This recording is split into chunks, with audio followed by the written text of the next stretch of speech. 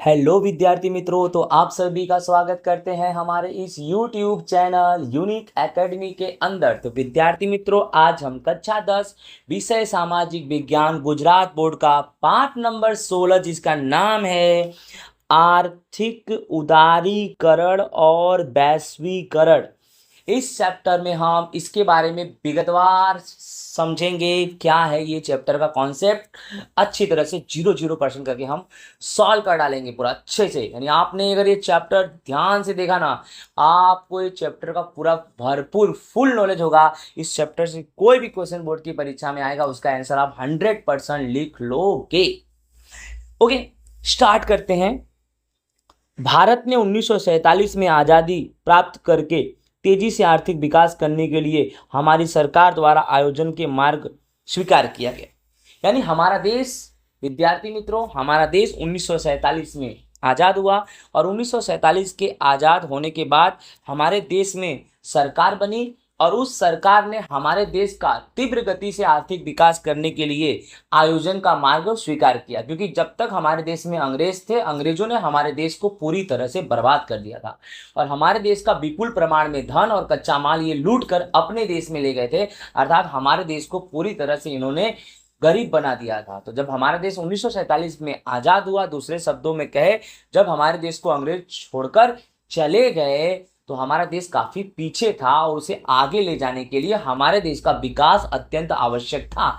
और आज़ादी के बाद 1947 के बाद हमारे देश में जो सरकार बनी, उन सरकारों की अलग अलग नीतियां बनी और हर एक नीतियों का यही उद्देश्य था, देश को आगे ले जाना। एक के बाद एक पंचवर्षीय योजनाओं का अमल हुआ, जिससे भारत का तीव्र आर्थिक विकास कार्य हाथ में लिया गया। यानी भारत के तीव्र आर्थिक विकास के लिए एक से एक कदम उठाए गए, पंचवर्षीय योजनाएं लागू की गई। और इस पंचवर्षीय योजना का मतलब हो 5 वर्ष की योजना। 5 वर्ष की योजना मतलब उस 5 वर्ष के अंदर हमें देश में क्या करना है, हमें देश में कहाँ कैसे विकास करना है, ऐसी योजना अर्थात पंचवर्षीय योजना। तो भारत देश ने अलग अलग पंचवर्षीय योजना बनाया और इसके लिए भारत देश ने वित्तीय नीति अर्थात पैसे से संबंधित, राजकोषीय नीति का मतलब है जैसे कि देश से कर लेना है, किसके ऊपर कितना कर लेना है, कर यानी टैक्स, ठीक है, किससे कितना कर लेना है, कहाँ ज़्यादा लेना है, कहाँ कम लेना है। तो देश अगर चलता है तो कर से ही चलता है, टैक्स से ही चलता है। और औद्योगिक नीति का मतलब हुआ हमारे देश में अलग अलग औद्योगिक नीति के तहत अलग अलग उद्योग खोलेंगे, बड़े उद्योग, पूंजी आधारित उद्योग, छोटे उद्योग, गृह उद्योग, कुटीर उद्योग। कौन से ऐसे उद्योग है जिससे लोगों को ज़्यादा से ज़्यादा रोजगार के अवसर मिलते हैं, ये सब से संबंधित भारत में औद्योगिक नीति लागू की गई, ठीक है। परंतु अनेक योजनाएं पूरी हुई, अनेक योजनाएं अपनाए गए और अनेक योजनाएं पूरी हुई, लेकिन सच्चे अर्थों में आर्थिक विकास साधने में कोई भी सफलता नहीं मिली। योजनाएं तो बहुत सारी, बट सफलता कहीं मिली नहीं। इसीलिए सरकार ने असफलताओं के कारण की जांच की। तो सरकार ने जो असफलताएं मिली उसकी जांच की, क्योंकि सरकार को ऐसा लगा कि हम जो योजनाएं बना रहे हैं सफल होने के लिए, लेकिन उस योजनाओं के अंतर्गत हमें सफलता नहीं बल्कि असफलता मिल रही है। तो सरकार ने ये जानने की कोशिश की आखिरकार ये असफलता क्यों मिल रही है। भूतकाल में की गई भूलों को सुधारने के लिए भिन्न भिन्न आर्थिक नीतियों को नया संचालक देने का निश्चय किया। अर्थात सरकार ने जो चीजें घट चुकी है, जो घटनाएं घट चुकी है, जो भूलें हो चुकी हैं, उन भूलों को सुधारने के लिए सरकार ने भिन्न भिन्न आर्थिक नीतियों को एक नया संचालक देने का निश्चय किया। अलग अलग प्रकार की सरकार के द्वारा आर्थिक नीति तैयार होगी और हर आर्थिक नीति का एक परफेक्ट मानस होगा जो उसका संचालन करेगा। इसी के अधीन 1951 में औद्योगिक नीति में आर्थिक विकास के पोषक बने ऐसे आर्थिक सुधार लागू किए गए। तो ध्यान से समझना बहुत ही इंपॉर्टेंट है कि 1991 में आर्थिक सुधार लागू हुआ। क्या लागू हुआ? 1991 में आर्थिक सुधार लागू हुआ। उस आर्थिक सुधार के अंतर्गत 3 चीजों को हमें समझना है। पहला नंबर उदारीकरण, दूसरा नंबर निजीकरण और तीसरा नंबर वैश्वीकरण। हमें इस चैप्टर में सिर्फ 3 चीज सीखना है, उदारीकरण, निजीकरण और वैश्वीकरण। तो कोई पूछे आर्थिक सुधार की स्थापना कब हुई, तो आर्थिक सुधार की स्थापना 1991 में हुई और इसके अंतर्गत 3 शब्द आए। पहला नंबर है उदारीकरण, दूसरा नंबर है निजीकरण और तीसरा नंबर है वैश्वीकरण, ठीक है। स्टार्ट करते हैं।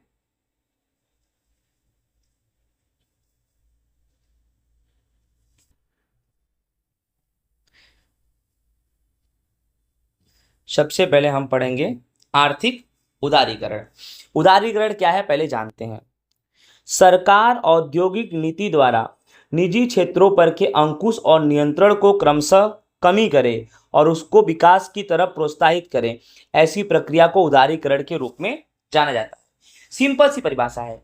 एक समय ऐसा था कि सरकार अपनी औद्योगिक नीति के अंतर्गत निजी क्षेत्र का मतलब है प्राइवेट क्षेत्रों पर अपना अंकुश रखती थी, अपना नियंत्रण रखती थी। अर्थात ऐसा बोल सकते हैं कि सरकार अपने औद्योगिक नीतियों के द्वारा प्राइवेट एरिया अर्थात निजी क्षेत्रों को क्या करती थी, पकड़ के रखती थी, उनका विकास उतना होने नहीं देती थी, अलग अलग प्रकार के नीति नियम ला देती थी जिससे निजी क्षेत्रों का विकास नहीं होता था। लेकिन विद्यार्थी मित्रों, उदारीकरण आने से सरकार ने इसी औद्योगिक नीति के तहत अपने अंकुश और नियंत्रण जो 1991 के आर्थिक सुधार के पहले ज्यादा था, वह 1991 में आर्थिक सुधार के बाद उदारीकरण की नीति के अंतर्गत सरकार ने अपने निजी अंकुश और नियंत्रण निजी क्षेत्रों पे कम कर दिए, जिससे निजी क्षेत्रों को विकास का प्रोत्साहन मिला और यही प्रक्रिया है उदारीकरण।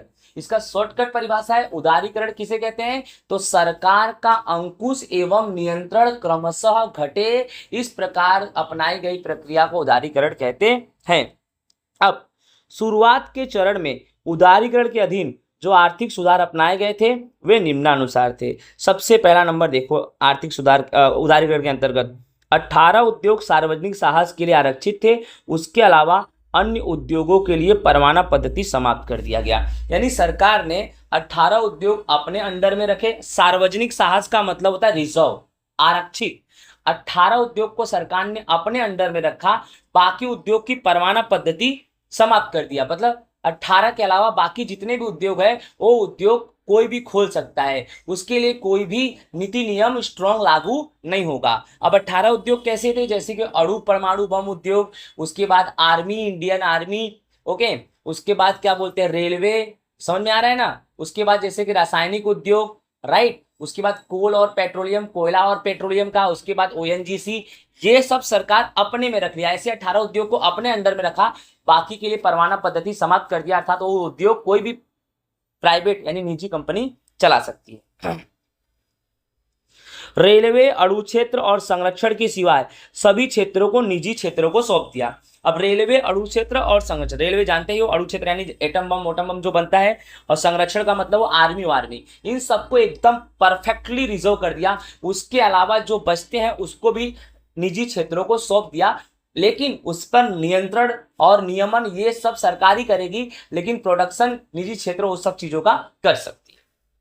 तीसरा, उद्योगों के लिए अनिवार्य पंजीकरण प्रथा रद्द कर दी। एक समय ऐसा था कि कोई भी उद्योग चालू करने से पहले परमिशन लेना पड़ता था, बहुत सारे प्रोटोकॉल का पालन करना पड़ता था, लेकिन उदारीकरण आने के बाद ये सब कम हो गया। जो अनिवार्य पंजीकरण प्रथा थी वो रद्द हो गई। आज आपको पता है, कोई किराना स्टोर चला रहा है, कोई सब्जी लारी चला रहा है, कोई ट्यूशन चला रहा है, कोई मतलब नॉर्मल दुकान चला रहा है, तो उसके लिए कोई भी अनिवार्य पंजीकरण की व्यवस्था नहीं है। समझ में आ रहा है कि नहीं आ रहा है। चौथा, प्रदूषण न फैले और पर्यावरण के लिए खतरा ना हो, ऐसे उद्योग स्थापित करने के लिए केंद्र सरकार मंजूरी प्राप्त करने की व्यवस्था को भी रद्द कर दी गई। अर्थात एक समय ऐसा था जिन उद्योगों से मतलब इसमें ऐसा टॉपिक है कि अगर आप कोई उद्योग की स्थापना करते हो, अगर उससे प्रदूषण नहीं फैल रहा है और उससे पर्यावरण को खतरा नहीं है, तो आपको उस उद्योग को स्थापित करने के लिए किसी भी केंद्र सरकार की मंजूरी नहीं लेनी पड़ेगी और ले सकते हो। हाँ, अगर आपका उद्योग प्रदूषण फैला रहा है, आपके उद्योग से पर्यावरण को नुकसान हो रहा है, तो उसके लिए आपको नियम कानून के अंतर्गत केंद्र सरकार से परमिशन तो लेना ही पड़ेगा। लेकिन अगर ऐसा नहीं है तो आपको परमिशन लेने की कोई जरूरत नहीं है। ओके, अब हम पढ़ेंगे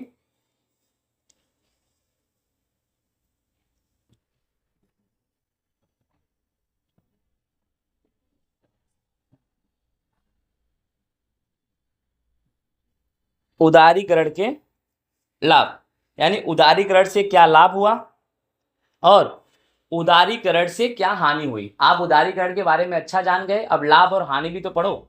लाभ क्या हुआ, उदारीकरण के कारण निजी क्षेत्रों को मुक्त विकास के अवसर प्राप्त हुए, जिससे निजी क्षेत्रों का विकास हुआ और साथ ही साथ उत्पादन में वृद्धि हुई, क्योंकि सरकारी कंपनियां बहुत कम थी तो उत्पादन बहुत कम होता था। लेकिन उदारीकरण के तहत निजी क्षेत्रों को अवसर दिए गए उत्पादन करने का, तो उन्होंने अपने विकास के साथ साथ उत्पादन भी ज्यादा किया।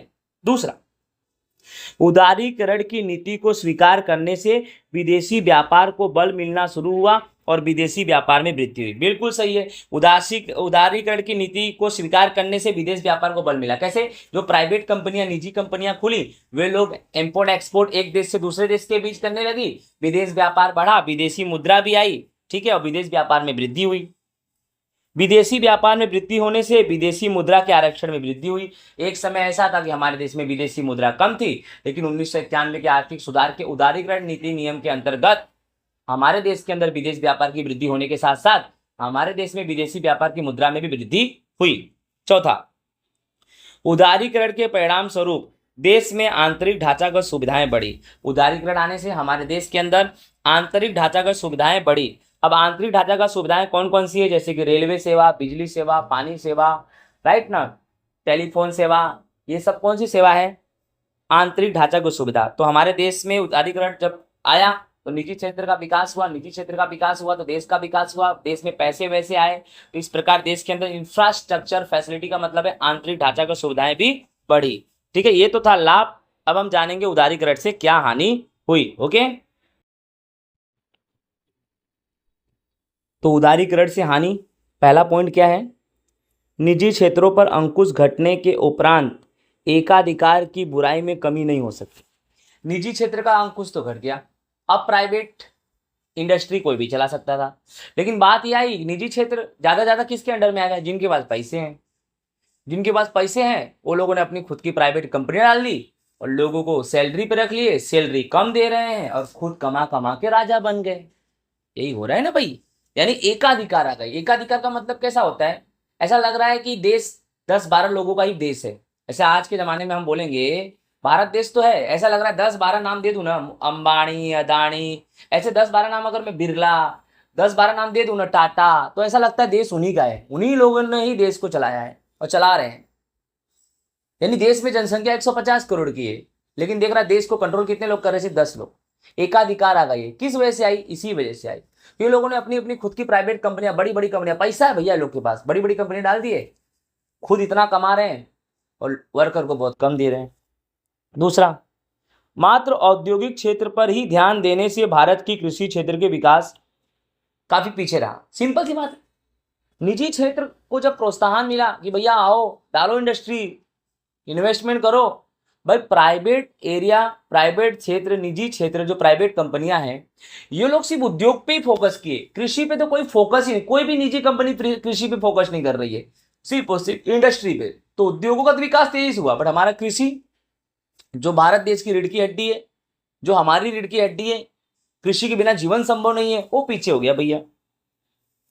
आय की असमानता में वृद्धि हुई, कायदेसर। जिसके पास पैसा है कंपनी डाल के आगे चला गया, जिसके पास थोड़ा कम पैसा है छोटी कंपनी डाल के आगे चला गया, फिर बेचारे गरीब असहाय लोग बेबस हो रहे हैं। आय की असमानता हो गई, किसी के पास बहुत पैसा, किसी के पास कम पैसा, किसी के पास है ही नहीं। उसके बाद आयात बढ़ने से, निर्यात घटने से विदेशी कर्ज में वृद्धि हुई। सिंपल सी बात है, आयात बढ़ने लगा, आयात का मतलब है खरीदी ज्यादा होने लगी और बिक्री कम। खरीद ज्यादा रहे हैं और बेच कम रहे हैं। अब खरीदेंगे ज्यादा तो अपने देश का पैसा दूसरे देश में जा रहा है, और बेचेंगे कम तो दूसरे देश का पैसा अपने देश में आ रहा है, लेकिन कम आ रहा है। बात हुई कि 100 रुपए का खरीद रहे हैं और 20 रुपए का बेच रहे हैं, तो तुम्हारे पास 20 ही रुपए दूसरे जगह का आ रहा है और यहाँ से 100 जा रहा है, यानी व्यापार की समतुला ही बराबर नहीं है। ये सब था उदारीकरण से हानि। नेक्स्ट टॉपिक विद्यार्थी मित्रों हमारा है निजीकरण। अब निजीकरण क्या है इसके बारे में जानते हैं। निजीकरण अर्थात ऐसी प्रक्रिया जिसमें राज्य के स्वामित्व के औद्योगिक साहसों की मालिकी अथवा संचालन निजी क्षेत्रों को सौंप दिया जाता है, उसे बोलते हैं निजीकरण। निजीकरण का एकदम सिंपल परिभाषा है, जब सरकार अपने क्षेत्रों को निजी क्षेत्रों को सौंपे उसे बोलते हैं निजीकरण, या जब सरकार अपने सरकारी इकाइयों को निजी इकाइयों को सौंपे, ऐसी प्रक्रिया को निजीकरण कहते हैं। सरकार अपनी बिजनेस को जो चला नहीं पा रही, जिसका विकास नहीं कर पा रही, जिसका एक्सपांड नहीं कर पा रही है, उसे किसी प्राइवेट एरिया में दे दे, भाई तुम ही करो इसका विकास, उसे बोलेंगे निजीकरण।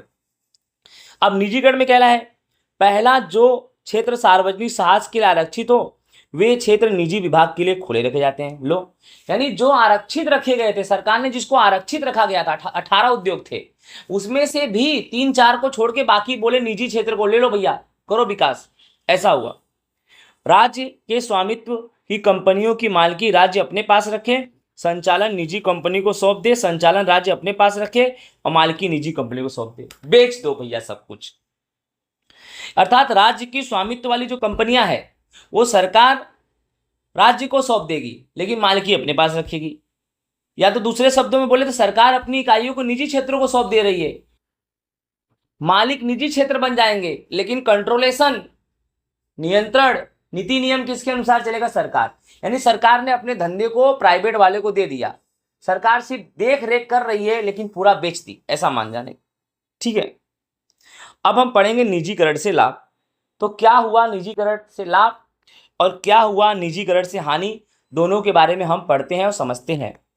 लाभ, निजीकरण की नीति कारण देश में उद्योग क्षेत्र में उत्पादकीय इकाइयों की संख्या में वृद्धि हुई। सिंपल सी बात है, जब निजीकरण आया तो देश के अंदर उत्पादन बढ़ा और अलग अलग चीज का उत्पादन होने लगा। जिन चीजों की हम कल्पना नहीं करते थे वो चीज भी हमारे देश में बनने लगे, जो चीजें हम दूसरे देश से मंगाते थे वो चीज हमारे देश में ही बनने लगे। इन शॉर्ट हमारे पास सब कुछ मिलने लगा, हमारे देश में सब कुछ मिलने लगा। ठीक है, निजीकरण के कारण पूंजीगत और उपभोक्ता वस्तुओं के उत्पादन में वृद्धि हुई। सिंपल सी बात है, निजीकरण के कारण पूंजीगत और उपभोक्ता वस्तु, उपभोक्ता का मतलब जो हम यूज कर रहे हैं, कपड़ा हुआ, राइट ना, अलग अलग तरह की वस्तुएं हुए, जो हम खाते हैं, जो हम पहनते हैं, हर एक तरह की वस्तुएं हमारे देश में बनने लगी। अर्थात हमें कहीं दूसरे देश में जाने की जरूरत नहीं है, हमें किसी दूसरे देश से कुछ मंगाने की जरूरत नहीं, हमारे देश में ही सब कुछ उपलब्ध है भैया। तीसरा, सार्वजनिक क्षेत्र की इकाइयों का निजीकरण होने से सार्वजनिक क्षेत्र की इकाइयों की कार्यक्षमता में सुधार हुआ। समझ में आया, सार्वजनिक क्षेत्र की इकाइयों का निजीकरण हुआ, राइट, और सार्वजनिक क्षेत्र की इकाइयों की कार्यक्षमता में सुधार हुआ। सार्वजनिक क्षेत्र की इकाई मतलब सरकार की इकाई। अब सरकार की इकाइयों का जब निजीकरण हुआ, जब सरकार की इकाइयों को बेच दिया गया, जिसको प्राइवेट इकाइयां, निजी इकाइयां खरीद ली, तो सरकार की इकाइयों में जो कमियां थी वो कमियां निजी इकाइयों ने जब सरकार की इकाइयों को खरीदा तो वह कमियां दूर हो गई। सरकारी अस्पताल ये अलग चीज है, जैसे मान लो सरकार की कंपनियां हैं, जैसे कि कोई सरकार की कंपनी है पर उसके अंदर बहुत सारे लिमिटेशन है, बहुत सारी कमियां हैं, लेकिन जब उस कंपनी को सरकार निजी क्षेत्र को सौंपती है तो वो सब कमियां दूर। जैसे एयरपोर्ट, ठीक है, रेलवे, अब एयरपोर्ट सब सरकार के अंडर में रहता है तो बहुत सारी कमियां रहती हैं, ठीक है, लेकिन जब वह प्राइवेट में आ जाता है तो उसके अंदर बहुत सारे फैसिलिटी। आज रेलवे देख लो, सरकार ने बेच दिया है, अब रेलवे पहले जैसा नहीं है, रेलवे के अंदर काफी सुधार हो गया है। तो हम बोल सकते हैं जब सरकार की थी तो बहुत सारी कमियां थी, प्राइवेट की हो गई तो बहुत सारी कमियां दूर हो गई। ठीक है, अब पढ़ेंगे हानि।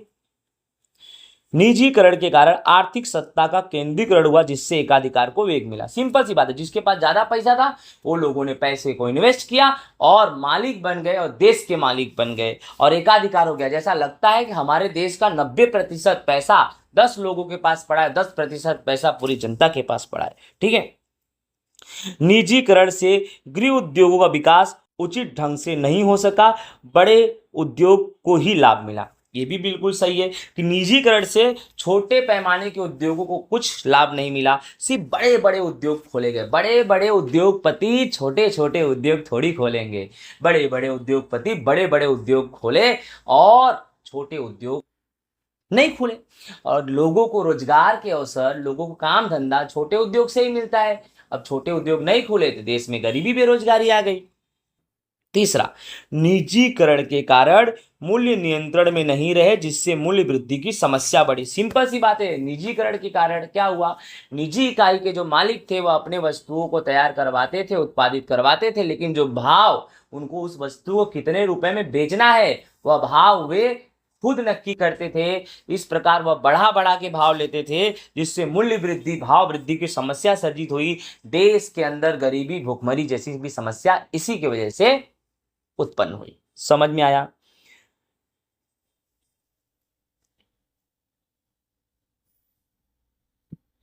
नेक्स्ट टॉपिक हमारा है वैश्वीकरण।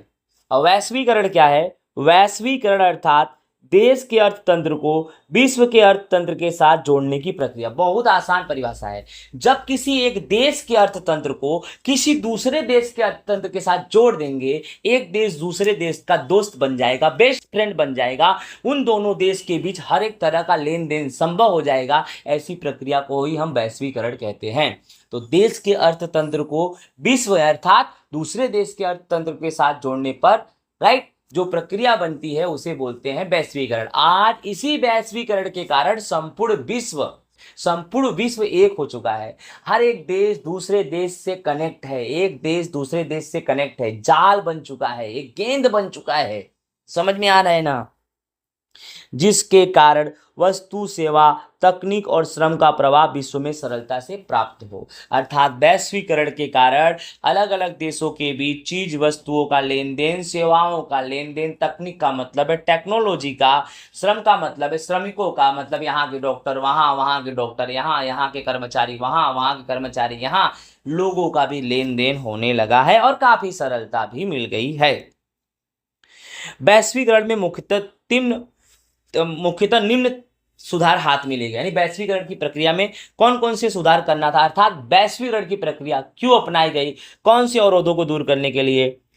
दो देशों के बीच व्यापार के अवरोध को दूर करना। अगर दो देश के बीच व्यापार हो रहा है और व्यापार करने में उनके बीच कोई कमियां आ रही है, कोई अवरोध, कोई बाधा उत्पन्न हो रहा है, तो उस व्यापार की बाधा को दूर करने के लिए वैश्वीकरण की प्रक्रिया लाई गई। और सिंपल सी बात है, दो देश व्यापार कर रहे हैं, अगर उनके बीच कोई बाधाएं हैं तो वैश्वीकरण प्रक्रिया के तहत देखा जाए तो वो बाधाएं दूर हो सकती हैं। राइट। दूसरा, ऐसी परिस्थिति का निर्माण करना जिससे दो देशों के बीच पूंजी की हेर फेर आसानी हो सके।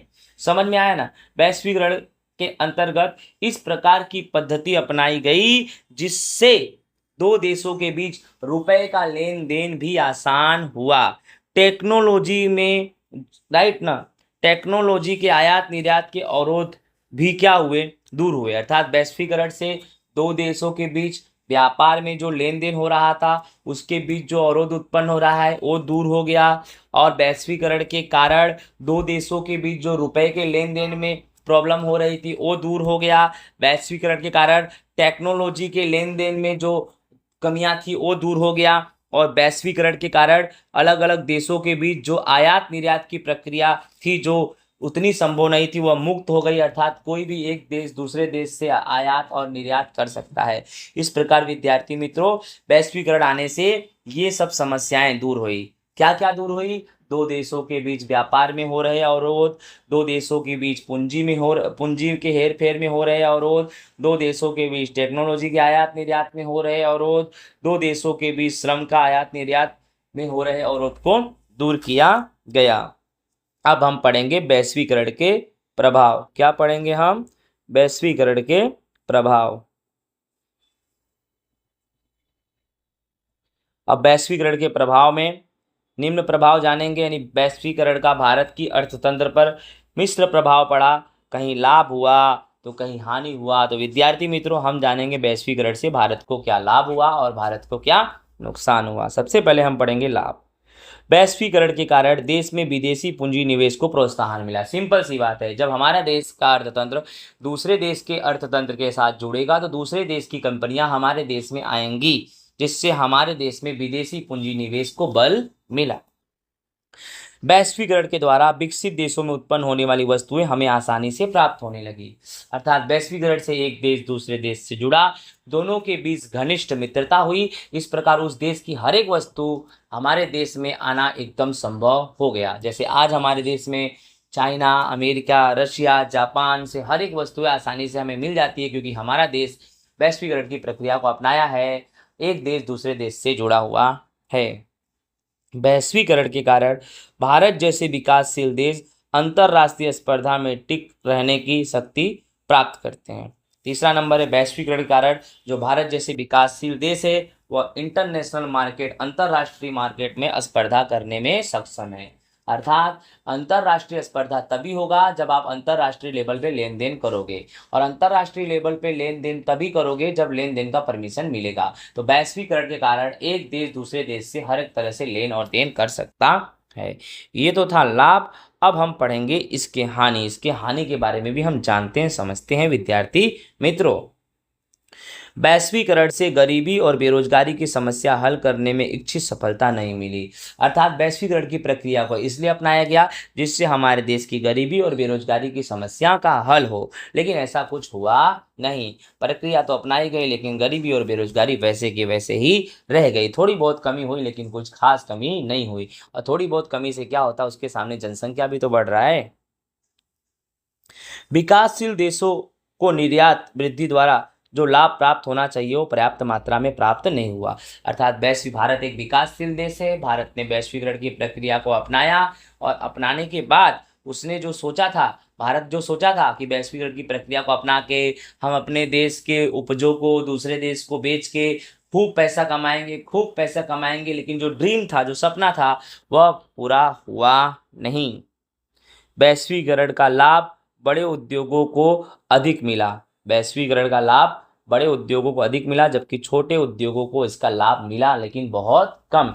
इस तरह से वैश्वीकरण से सिर्फ और सिर्फ बड़े उद्योगों को फायदा हुआ, छोटे उद्योग को कुछ भी नहीं मिला। निजीकरण से भी बड़े उद्योगों को फायदा हुआ, छोटे उद्योगों को कुछ ज़्यादा मिला नहीं। इस तरह से ये था वैश्वीकरण की हानि। ओके विद्यार्थी मित्रों, आई होप आपको अच्छे से समझ में आ गया होगा। नेक्स्ट टॉपिक विद्यार्थी मित्रों हमारा है विश्व व्यापार संगठन WTO, वर्ल्ड ट्रेड ऑर्गेनाइजेशन के बारे में हम पढ़ेंगे। विश्व व्यापार संगठन एक अंतरराष्ट्रीय लेवल की संस्था है। संयुक्त राष्ट्र संघ के सदस्य देशों द्वारा, यानी संयुक्त राष्ट्र संघ में जितने भी देश हैं संयुक्त राष्ट्र संघ में जितने भी देश हैं उन सब सदस्य देशों के द्वारा 1 जनवरी 1995 में अंतर्राष्ट्रीय व्यापार के लिए एक संस्था स्थापित की गई जिसका नाम है WTO, वर्ल्ड ट्रेड ऑर्गेनाइजेशन। इस संस्था का मुख्यालय स्विट्जरलैंड के जिनेवा शहर में है। जिनेवा शहर में, ठीक है, स्विट्जरलैंड में है। इस संस्था का मुख्य उद्देश्य हम पढ़ेंगे। तो सबसे पहले विश्व व्यापार संगठन एक इंटरनेशनल लेवल की संस्था है। इसका काम है विश्व में हो रहे एक देश से दूसरे देश के बीच जो व्यापार है, उस व्यापार के लेन देन में, वो व्यापार में अगर कोई अवरोध उत्पन्न हो रहा है, कोई बाधा उत्पन्न हो रहा है, तो उसका समाधान करने के लिए इस संस्था का निर्माण किया गया है। चलो, क्या है उसका उद्देश्य? विश्व के देशों के बीच व्यापार के अवरोध को दूर करना। अगर दो देशों के बीच या अलग अलग देशों के बीच व्यापार हो रहा है और उस व्यापार करने में अगर कोई भी कठिनाइयां आ रही है तो उन कठिनाइयों का समाधान इसी से होगा। विदेशी व्यापार के लिए देश के उद्योगों को दिया जाने वाला संरक्षण दूर करना। विदेशी व्यापार के लिए देश के उद्योग को दिया जाने वाला संरक्षण दूर करना, अर्थात जब एक देश से दूसरे देश का व्यापार हो रहा है, ठीक है, और उससे अगर कोई, जैसे कि विदेश व्यापार के लिए देश के उद्योगों को संरक्षण देना, अर्थात दो देशों के बीच व्यापार हो रहा है, अगर किसी देश को किसी भी चीज़ की ज़रूरत है, सुरक्षा देना है, तो इसके अंतर्गत दिया जाता है। ओके विद्यार्थी मित्रों, विदेश व्यापार नीति और आर्थिक नीतियों के साथ संकलन साधना। विश्व व्यापार संगठन का ये भी उद्देश्य है कि विदेश व्यापार नीति और आर्थिक नीति दोनों का संकलन करना, दोनों को मिलाना, दोनों का व्यवस्था करना। अर्थात एक तरफ व्यापार नीति, एक तरफ आर्थिक नीति। व्यापार नीति क्या कहती है, उसके अनुसार आर्थिक नीति है कि नहीं, उसका सुमेल स्थापित करना। विश्व में उत्पन्न होने वाली व्यापारिक झगड़ों का निवारण, अर्थात विश्व में अलग अलग देशों के बीच जो व्यापार हो रहे हैं, उस व्यापार से संबंधित कोई मनोमुटाव, झगड़ा उत्पन्न हो रहा है तो यह संस्था उसका निपटारा भी करती है एकदम प्रेम भाव से। अब हम पढ़ेंगे कार्य, WTO के कार्य पढ़ेंगे।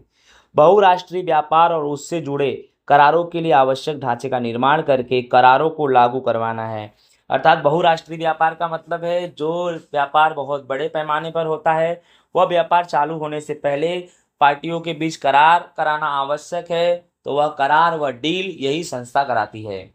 अर्थात भारत और अगर चाइना के बीच कोई व्यापार हो रहा है तो वह बहुराष्ट्रीय व्यापार है। भारत और चाइना का जो व्यापार है वह बहुत बड़ा व्यापार है, तो वह व्यापार अगर होता है तो डब्ल्यूटीओ उसके बीच में आता है, और डब्ल्यूटीओ एक करारनामा बनाता है, करार, एक डील लेटर बनाता है, जिसके तहत उसमें भारत और चाइना के बीच जो भी लेन देन हो रहा है उसमें टर्म्स और कंडीशन फॉलो होंगे, और उस टर्म्स कंडीशन का पालन चाइना और भारत दोनों को करना पड़ेगा। अगर कोई भी एक अगर टर्म्स और कंडीशन का पालन नहीं कर रहा है तो डब्ल्यूटीओ उसके ऊपर एक्शन लेगा।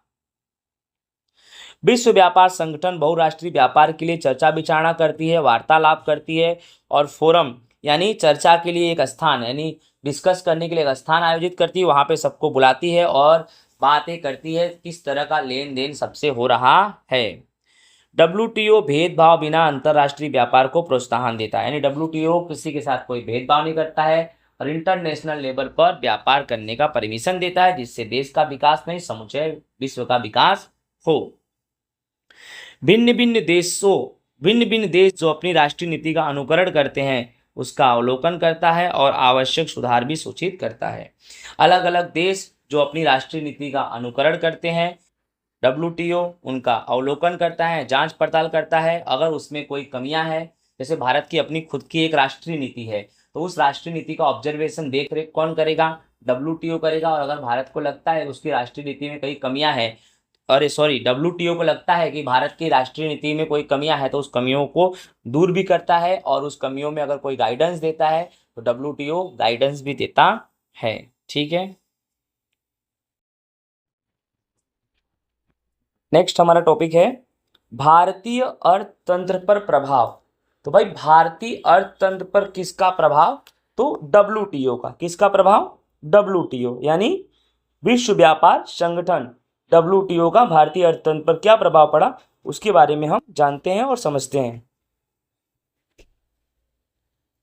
इस संस्था की स्थापना के समय से ही भारत इस संस्था का सदस्य है, अर्थात जब डब्ल्यूटीओ की स्थापना हुई थी उसी समय भारत इस संस्था का अर्थात डब्ल्यूटीओ का सदस्य बन गया था। इससे भारत पर इस संस्था का क्या प्रभाव पड़ेगा, भारत को किस प्रकार के लाभ मिलेंगे, उसके चर्चा के बारे में हम समझते हैं। सबसे पहला, विश्व व्यापार में भारत का हिस्सा 0.5% था। कितना था?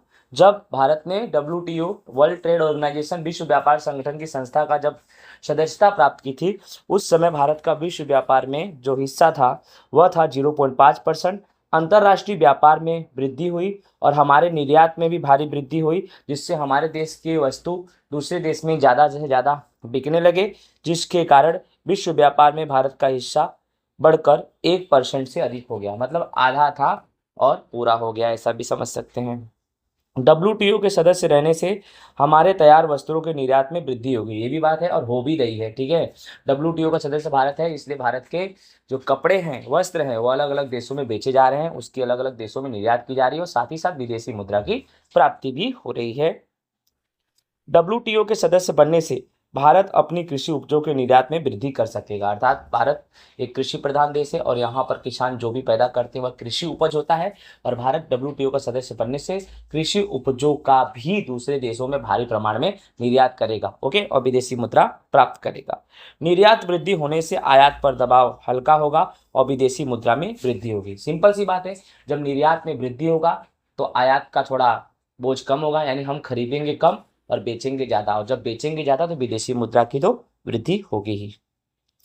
इस तरह आज विश्व व्यापार संगठन के साथ जुड़ने से सदस्य देश के रूप में भारत को उपयुक्त लाभ ही होंगे, पर साथ ही साथ कुछ शर्तों का पालन भी भारत को करना पड़ेगा। विश्व व्यापार संगठन का सदस्य बनने से भारत को लाभ तो होगा, लेकिन उसके जो टर्म्स और कंडीशन है उसको भारत को फॉलो भी करना पड़ेगा। विशेषकर भारत अपनी आंतर ढांचागत सुविधाओं में कितनी तेजी से बढ़ाता है और विकसित देश भारत के साथ कितना सहयोग करते हैं, यह उस पर आधारित है। अर्थात भारत आज तेजी से विकास कर रहा है। डब्ल्यूटीओ का सदस्य बनने के बाद भारत के अंदर एक समय था कि आंतरिक ढांचागत सुविधा जैसे रेलवे, बीमा, टेलीफोन, ये सब की सेवा बहुत कम थी, लेकिन आज वर्तमान भारत काफ़ी सज्जन भारत बन गया है, काफ़ी अमीर भारत बन गया है। भले से हमारा भारत विकासशील देश है, लेकिन आने वाले कुछ ही समय में अर्थात 40-50 साल ज़्यादा से ज़्यादा भारत विकसित देश बन सकता है। ठीक है, नेक्स्ट हमारा टॉपिक है, बहुत ही आईएमपी टॉपिक है। टॉपिक का नाम है अस्थायी विकास, जिसका बोलते हैं संपोषित विकास। तो अस्थायी विकास अर्थात संपोषित विकास क्या है, इसके बारे में समझते हैं और विद्यार्थी मित्रों जानते हैं। अस्थायी विकास की व्याख्या के अनुसार भावी पीढ़ी की आवश्यकता को पूरी करने की क्षमता को नुकसान पहुंचाए बिना वर्तमान पीढ़ी की आवश्यकता को संतुष्ट करना अर्थात अस्थायी विकास या संपोषित विकास। संपोषित विकास की परिभाषा ये है कि भावी पीढ़ी की आवश्यकता क्षमता पूर्ति को बिना नुकसान पहुंचाए वर्तमान पीढ़ी की आवश्यकता क्षमता पूर्ति को पूरा करना। अर्थात हम जी रहे हैं तो वर्तमान में जी रहे हैं, लेकिन अगर हम अच्छे से रहेंगे, हम प्रदूषण नहीं करेंगे, हम वर्तमान में सब कुछ बचाएंगे, हम पानी बचाएंगे, जंगल बचाएंगे, हम वर्तमान में पेट्रोल बचाएंगे, खनिज तेल बचाएंगे, अर्थात अगर हम वर्तमान में एक अच्छा जीवन जीते हैं और नैतिक कर्तव्य का निर्वहन करते हैं, अर्थात हम वर्तमान में कुछ भी ऐसा नहीं करेंगे जिससे भविष्य को उन समस्याओं का सामना करना पड़े, ऐसा विकास अर्थात अस्थायी विकास होता है। अर्थात वर्तमान में हमें प्रदूषण नहीं करना है तो भविष्य अच्छा रहेगा, वर्तमान में खनिज तेल बचाओगे तो भविष्य वाले भी यूज करेंगे, वर्तमान में जंगल बचाओगे, वृक्षारोपण करोगे तो उसका फायदा भविष्य का होगा। अर्थात सिंपल सी बात है, अस्थायी विकास का मतलब है वर्तमान में हमें जो कुछ भी करना है हम अच्छे से करेंगे जिससे आने वाला भविष्य भी उज्जवल हो। अस्थायी विकास में पर्यावरणीय संसाधनों का अस्तित्व बनाए रखने पर बल दिया गया है। ओके, अस्थायी विकास में पर्यावरणीय संसाधनों का अस्तित्व बनाए रखने पर बल दिया गया है। स्टार्ट करते हैं। मानव सृष्टि के आसपास प्राकृतिक और मानव सर्जित आवरण अर्थात पर्यावरण पर पड़े गंभीर प्रभावों के कारण अस्थायी विकास का विचार विकसित हुआ है। ठीक है, मानव सृष्टि के आसपास दो प्रकार के आवरण है, राइट। एक प्राकृतिक आवरण है जो प्रकृति के द्वारा मिला हो, जैसे नदी, जल, हवा, पानी, और एक मानव सर्जित आवरण है जो मानव ने बनाया हो, वो सब। ठीक है, तो इन दोनों का प्रभाव देखा जाए मानव सृष्टि पे काफ़ी ज़्यादा पड़ा है।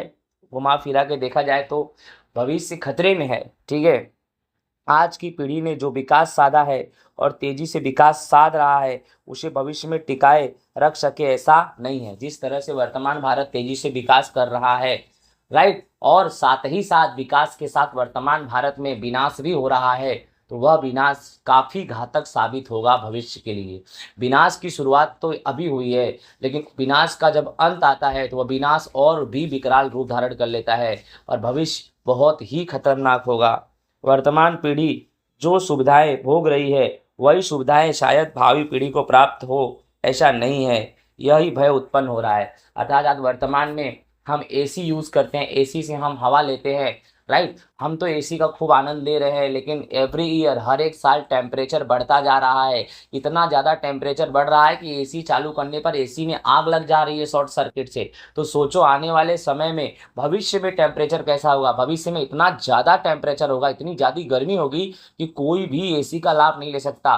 पेट्रोल वाली गाड़ियाँ तक कोई नहीं चला सकता, डीजल वाली गाड़ियाँ कोई नहीं चला सकता, इलेक्ट्रिक वाली भी गाड़ियाँ कोई नहीं चला सकता। जब टेम्परेचर बहुत ज़्यादा हो जाएगा तो चाहे वह पेट्रोल की गाड़ी हो, चाहे वह डीजल की गाड़ी हो, चाहे वह इलेक्ट्रिक की गाड़ी हो, सब ब्लास्ट होने की संभावना रहेंगी। तो सोचो जो वर्तमान में जो सुख सुविधाओं का आनंद हम लोग ले रहे हैं ना, जिस तरह से ले रहे हैं ना, आई थिंक भविष्य में वो सब जो भविष्य में भावी पीढ़ी आएगी वो सब इन सब संसाधनों का यूज ना कर सके और साथ ही साथ बहुत सारी समस्याओं का उनको सामना भी करना पड़ेगा। ठीक है, आर्थिक विकास के कारण प्राकृतिक संसाधनों का प्रमाण घटता है। अर्थात जैसे जैसे देश का आर्थिक विकास होता है वैसे वैसे देश के प्राकृतिक संसाधन का प्रमाण घटता है, साथ ही साथ उसकी गुणवत्ता कम होती है। इस परिस्थिति में विकास के विचार में परिवर्तन भी बहुत जरूरी है। आज का विकास उसके कारण पर्यावरण पर होने वाले प्रभाव का अध्ययन अस्थायी विकास के विचार के अधीन किया जाता है। ओके विद्यार्थी मित्रों, समझ में आया कि नहीं आया?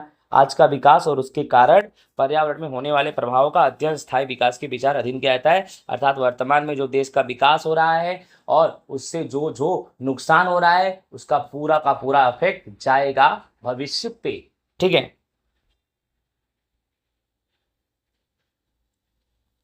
लास्ट टॉपिक पढ़ेंगे। हमारा ये लास्ट टॉपिक चालू हो रहा है जिसका क्या नाम है, ध्यान से सुनो। प्राकृतिक संसाधनों का संरक्षण तथा संवर्धन के लिए निम्न व्यूह रचना अपनानी चाहिए। अर्थात हमें प्राकृतिक संसाधनों को बचाना चाहिए, उसका संवर्धन करना चाहिए। जिस तरह से महाभारत के अंदर व्यूह रचा गया था, महाभारत को सफल करने के लिए कि मतलब हमें जीतना है। जिस तरह से कौरवों ने महाभारत में व्यूह रचा था हमें जीतने के लिए, बट उनका व्यूह रचना तो असफल रहा।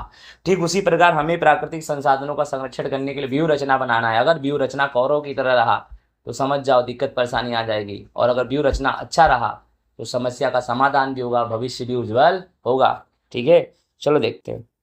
पहला, पुनः उपयोग में लिया जा सके ऐसे प्राकृतिक संसाधन, अर्थात ऐसे प्राकृतिक संसाधन जिसका उपयोग आप फिर से कर सकते हो तो उसे करो। जैसे कृषि लायक जमीन, जो जमीन कृषि लायक है वहाँ पे खेती करो। वन, जल संपत्ति आदि का उपयोग करो और उनकी गुणवत्ता बनी रहे, उनको नुकसान ना होए, उनकी गुणवत्ता बनी रहे ये ध्यान भी रखो।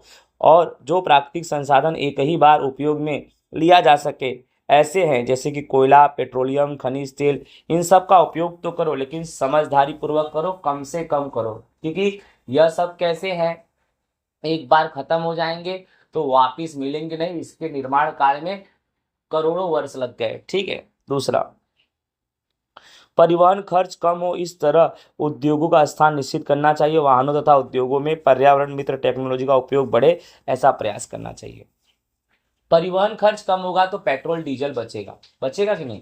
अब परिवहन खर्च कैसे कम होगा, तो उद्योगों का स्थान निश्चित करो, अर्थात उद्योगों का स्थान यानी उद्योग यानी इंडस्ट्री वहां पर लगाओ, इंडस्ट्री की स्थापना वहां पे करो जहां से परिवहन आसानी से आ जा सके। मालूम पड़ा कि इंडस्ट्री बहुत अंदर डाल दिए हो तो फिर कोई भी माल सामान के हेर फेर के लिए परिवहन की सुविधा होगी, लेकिन टाइम ज़्यादा लगेगा, पेट्रोल ज़्यादा लगेगा, समझ लो, धुआं ज्यादा निकलेगा, लंबे समय तक गाड़ी चलेगी तो प्रदूषण ज्यादा होगा। अर्थात उद्योग ऐसे जगह पे होने चाहिए जहां परिवहन की सुविधा आसानी से हो जाए। ठीक है।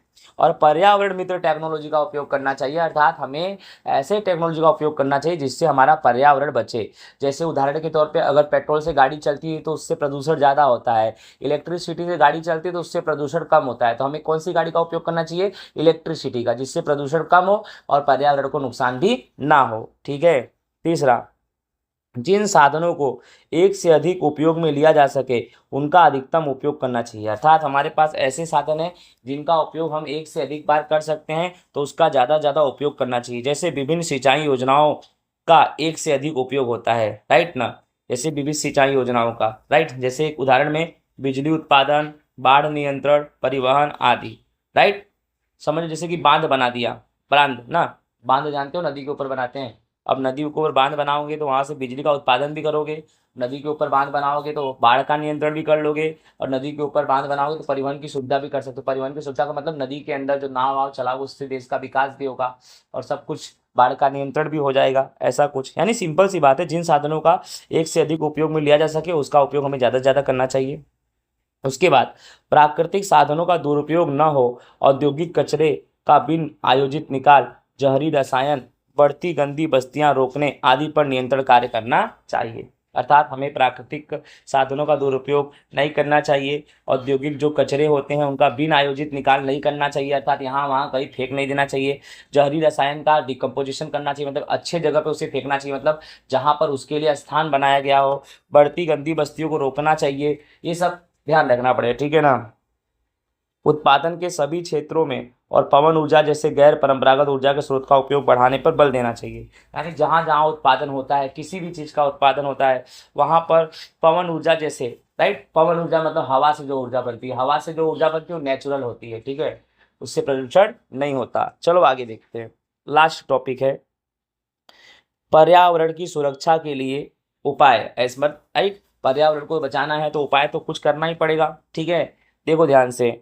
पर्यावरण की सुरक्षा हेतु स्वीडन के स्टॉकहोम शहर में 1972 में पहली बार पृथ्वी परिषद का आयोजन हुआ। यानी सिंपल सी बात है, पर्यावरण एक समय था ना, पर्यावरण खतरे में था ही नहीं, ठीक है, फिर अचानक पर्यावरण खतरे में पड़ने लगा, पर किसी को यही नहीं पता कि खतरे में अगर पर्यावरण पड़ रहा है तो क्या उससे हमें कोई नुकसान होगा। किसी को ऐसा लगा नुकसान होने वाला नहीं है। तो सबसे पहले ना ब्लैक स्टॉर्म, काला तूफान आया था अमेरिका में, राइट ना, और ये जो स्टॉकहोम है ये अमेरिका में ही है, ठीक है। तो सबसे पहले जो काला तूफान आया था कहाँ आया था, वो अमेरिका में आया था, राइट ना। अरे सॉरी गलती हो गई, ये थोड़ा मैंने आपको जल्दी जल्दी में गलत बता दिया कि ये जो स्टॉकहोम है ना ये यूरोप में आया हुआ है। कहाँ आया है, स्वीडन का स्टॉकहोम यूरोप में आया हुआ है। लेकिन मैं स्टोरी आपको ये बताना चाहता था कि एक बार जो हुआ ना कि अमेरिका में काला तूफान आ गया, राइट ना, काला तूफान से बहुत सारे लोगों को बहुत भारी प्रमाण में नुकसान हुआ। ठीक है, इस तरह से अलग अलग जगह पे पर्यावरणीय घटनाएं घटती गई, राइट। तो सबसे पहले पर्यावरण को बचाने के लिए सबसे पहला कदम अगर उठाया गया है तो स्वीडन के स्टॉकहोम में 1972 में उठाया गया। उसमें एक योजना बनाई गई थी, आयोजन बनाया गया था पृथ्वी परिषद, यानी पृथ्वी परिषद। यहाँ पर विश्व के अलग अलग देश शामिल हुए थे। इसमें यही मतलब बताया गया था कि मतलब सभी देशों को सजेस्ट किया जा रहा था कि हमें इस पृथ्वी को बचाना है। अब हमें इस पृथ्वी को बचाना है तो हमें पर्यावरण को बचाना पड़ेगा। ठीक है, उसके बाद समय समय पर वैश्विक स्तर पर पर्यावरण संबंधित भिन्न भिन्न अनेक सम्मेलन हुए, अलग शिविरों का आयोजन हुआ। उसमें पर्यावरण की सुरक्षा के लिए अनेक उपाय करने का भी निश्चय किया गया। भारत भी इन वैश्विक उपायों में शामिल था। ठीक है, राष्ट्रीय स्तर पर पर्यावरण जागृति के लिए सरकार ने विभिन्न प्रयास किया है और कर रही है, जैसे कि पर्यावरण को बचाने के लिए, सुरक्षा करने के लिए अलग अलग प्रयास। पहला नंबर, देश के मुख्य शहरों में प्रदूषण की जानकारी दी जाती है। अर्थात जैसे एक देश है, देश के अलग अलग शहर है, उसमें प्रदूषण की जानकारी दी जाती है और साथ ही साथ जब जानकारी प्राप्त होती है तो वहाँ पर प्रदूषण की समस्या का निकाल भी किया जाता है। प्रदूषण पर नियंत्रण रखने के लिए केंद्र और राज्य सरकार में प्रदूषण नियंत्रण बोर्ड की स्थापना की गई है। अर्थात प्रदूषण को खत्म करने के लिए राज्य सरकार, केंद्र सरकार दोनों ने मिलकर प्रदूषण नियंत्रण बोर्ड की स्थापना की गई है। इस बोर्ड के तहत भारत के प्रदूषण को कम करना है। विश्व भर में 5 जून को पर्यावरण दिवस मनाया जाता है और इस दिन ज़्यादा से ज़्यादा भारत में क्या लगाया जाता है, पेड़ पौधे लगाए जाते हैं। विश्व के हर एक देशों में पेड़ पौधे लगाए जाते हैं। ठीक है, ये भी पर्यावरण की सुरक्षा के लिए उठाया गया एक अच्छा कदम है। 1981 में भारत सरकार ने वायु प्रदूषण नियंत्रण धारा पारित किया। इस प्रदूषण धारा के अंतर्गत अगर जैसे कि प्रदूषण होता है तो उसे रोकने के लिए, राइट ना, ये एक्ट लाया गया है। ठीक है, यानी भारत के अंदर कहीं भी अगर वायु प्रदूषण की संख्या, वायु प्रदूषण का प्रमाण बढ़ रहा है तो इस एक्ट के तहत एक्शन लिया जाता है। जैसे कि भारत के अंदर एक अजूबा है ताजमहल। तो ताजमहल के चारों तरफ रिफाइनरी तेल की कंपनियां थी। ठीक है, और तेल की कंपनियां की धुएं से ताजमहल का जो श्वेत रंग था, सफ़ेद रंग था, वह पीला पड़ रहा था। तो वायु प्रदूषण नियंत्रण धारा के अंतर्गत ही वो कंपनियों को ताजमहल से दूर स्थापित करवा दिया गया है। ठीक है, जिससे हमारा विरासत बचा रहे। ओजोन स्तर में छिद्र, परमाणु कचरे का निकाल, जैविक विविधता बनाए रखने के लिए वैश्विक समझौते हुए हैं। अर्थात भारत ने ओजोन का जो डिप्लेशन हो रहा है, ओजोन का जो क्षय हो रहा है, साइंस में आपने पढ़ाई है, तो ओजोन का जो क्षय हो रहा है ये काफ़ी बहुत बड़ी समस्या है। परमाणु कचरे का निकाल कैसे करें, जैविक विविधता अलग अलग जैसे सजीव निर्जीव हैं उनमें अलग अलग वेरिएशन है। इकोसिस्टम, पारितंत्र को कैसे संतुल बनाए, अर्थात पारितंत्र को कैसे बैलेंस बनाए जिससे सभी जैविक अजैविक घटक पारितंत्र में रहे, कोई किसी की संख्या कम ना हो जिससे पारितंत्र प्रभावित ना हो। ये सब बातों पे भारत वैश्विक समझौते भी करता है। अर्थात भारत को भी पर्यावरण की सुरक्षा के लिए बहुत ख्याल है। ठीक है, इस प्रकार पर्यावरण की जवाबदारी हम सभी की है। किसी एक के चाहने से पर्यावरण सुरक्षित नहीं होगा, पर्यावरण सुरक्षित हम सबके चाहने से होगा।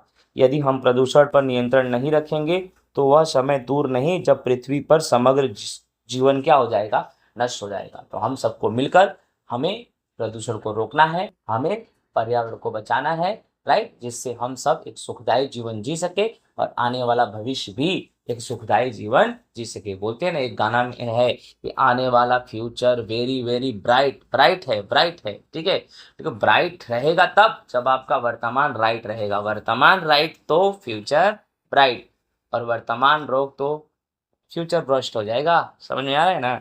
तो विद्यार्थी मित्रों, इस तरह से ये हमारा चैप्टर होता है पूरा। आई होप आपको अच्छे से समझ में आया होगा ये चैप्टर हमारा था सोशल साइंस। ओके, कक्षा 10 गुजरात बोर्ड का जिस पार्ट नंबर 16 जिसका नाम है आर्थिक उदारीकरण वैश्वीकरण।